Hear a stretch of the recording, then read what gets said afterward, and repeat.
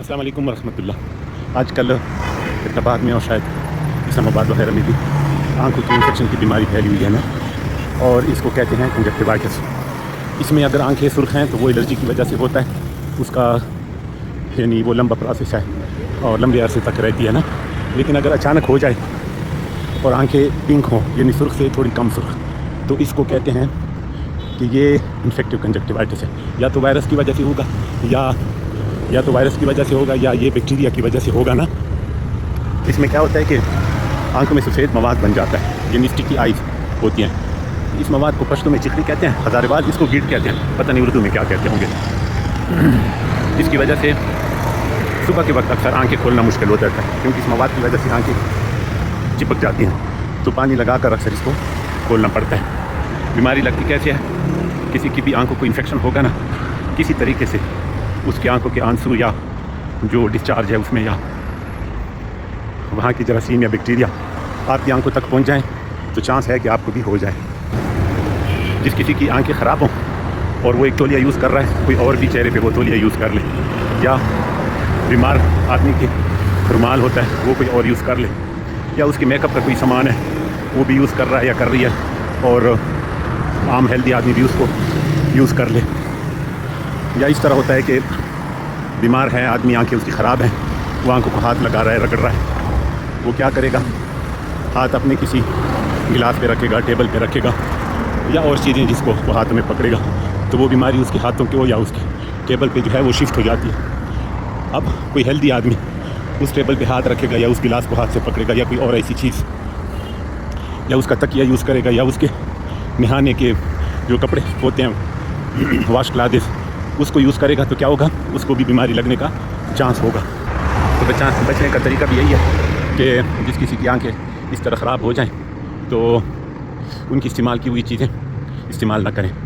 دوسری بات یہ ہے کہ جس کو بیماری لگ جائے وہ کوشش کرے کہ کیونکہ اس طرح آنکھوں میں اکثر خارش بھی ہوتی ہے، آنکھوں کو بار بار رگڑے نہیں، اور وہ اگر فرض کیا کوئی رومال یا ٹیشو وغیرہ استعمال کرتا ہے یا تو کوئی اور بندہ ہاتھ نہ لگائے۔ ایک بات یہ ہے کہ جس کو آنکھوں کی بیماری لگ جائے تو اپنے ہاتھ بار بار صابن سے دھوئے، تقریباً 20 سیکنڈ تک ہاتھ دھوتے رہیں دن میں بار بار۔ جو اس کے ساتھ رہنے والے لوگ ہیں وہ بھی اپنے ہاتھ بار بار دھوئیں، اور ان کی استعمال کی چیزیں مثلاً میک اپ کا سامان وغیرہ وہ تو بالکل استعمال نہ کریں۔ اپنے ہاتھوں کو، اپنی آنکھوں کو سادہ پانی سے بار بار دھوئیں۔ اگر پانی کی صفائی پہ شک ہے تو پانی ابال کے ٹھنڈا کر کے ہتھیلی میں پانی لیں اور اپنی آنکھ کو اس میں کھولیں اور بار بار دھوئیں، یا پھر ایک نارمل سیلائن پانی ڈرپ ملتی ہے وہ لے کر اس سے آنکھوں کو بار بار دھوئیں، یا صاف کاٹن یعنی روئی کو صاف پانی میں بھگو کر آنکھوں کو اسے دھوتے رہیں۔ علاج کے لیے بہتر ہے ڈاکٹر کے پاس جائیں، لیکن اگر آپ کوئی دور دراز علاقے میں رہتے ہیں یا آپ اپروچ نہیں کر سکتے تو میں تو اکثر اس کے لیے ٹوبرامائسین کے قطرے ریکمینڈ کرتا ہوں۔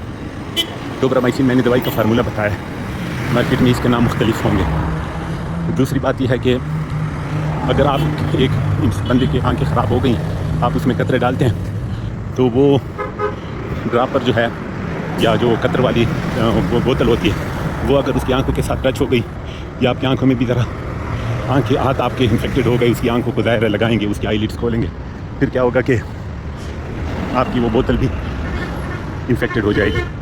اب وہ کوئی نارمل آدمی استعمال کرے گا، شاید اس کو بھی اس سے خطرہ ہو، تو اس لیے بہتر ہے کہ دوسرے بندے کو اگر بیماری لگ جائے وہ دوسری استعمال کرے۔ ایک قطروں کی بوتل سارے محلے والے یا سارے گھر والے استعمال نہ کریں تو بہتر ہے۔ اگر 2 سال سے اونچی عمر، زیادہ عمر کا کوئی بچہ بچی ہے یا مرد عورت ہے، اس کے لیے ٹوبرامائسین پلس ڈیکسامیتھاسون والے ڈراپس استعمال کریں، اس سے جو خارش یا جلن ہوتی ہے وہ بھی ساتھ میں کم ہو جائے گی۔ دن میں 3-4 دفعہ 5 دفعہ استعمال کر سکتے ہیں۔ جزاک اللہ جی۔ یہ بیماری آج کل پھیلی ہوئی تھی لیکن میں نے ذرا لیٹ بھی کر دی شاید، اس کے لیے میں معذرت خواہ ہوں۔ اس بات کو ذرا شیئر کر دیں اور تاکہ دوسرے لوگوں کو بھی پتہ چل جائے۔ جزاک اللہ جی، اللہ آپ کے لیے آسانی کرے۔